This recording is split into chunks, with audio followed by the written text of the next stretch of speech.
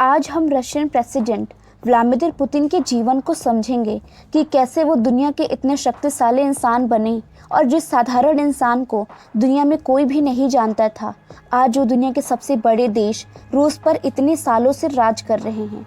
Putin का जन्म 1952 में एक बहुत ही साधारण परिवार में हुआ।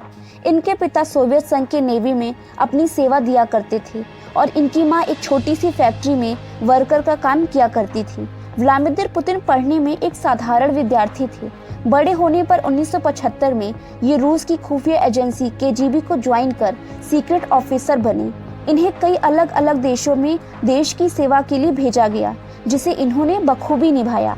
साल 1991 में जब सोवियत संघ 15 देशों में टूटा, तब तक व्लादिमीर पुतिन लेफ्टिनेंट कर्नल बन चुके थे।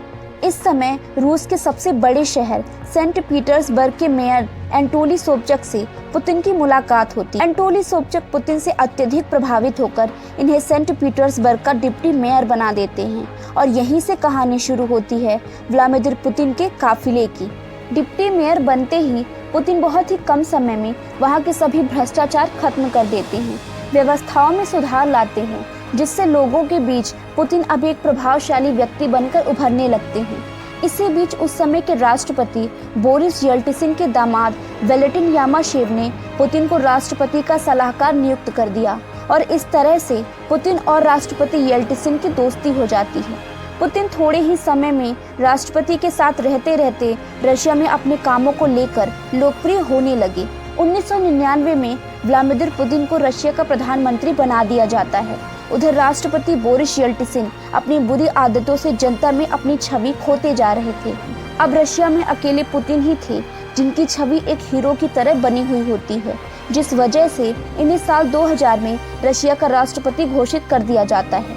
रशिया की पूरी सत्ता अब व्लादिमीर पुतिन के हाथ में थी। पुतिन ने रशिया के संविधान में कई बार संशोधन किए, जिससे वे साल 2000 के बाद से लगातार कई बार राष्ट्रपति और प्रधानमंत्री बनते रहे। 2020 में इन्होंने आखिरी संविधान संशोधन किया, जिसके अनुसार पुतिन अब 2036 तक रशिया के प्रेसिडेंट बने रहेंगे।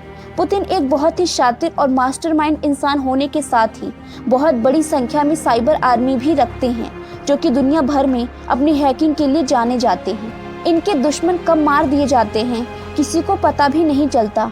रशियन मीडिया पूरी तरह से पुतिन के कंट्रोल में रहती है।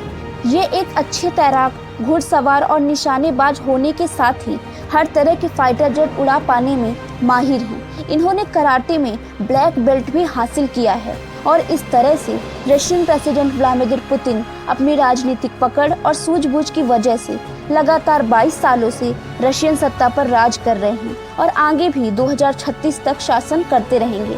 फ्रेंड्स, आपको कमेंट में बताना है कि पुतिन के द्वारा यूक्रेन पर हमला करने की मुख्य वजह क्या है।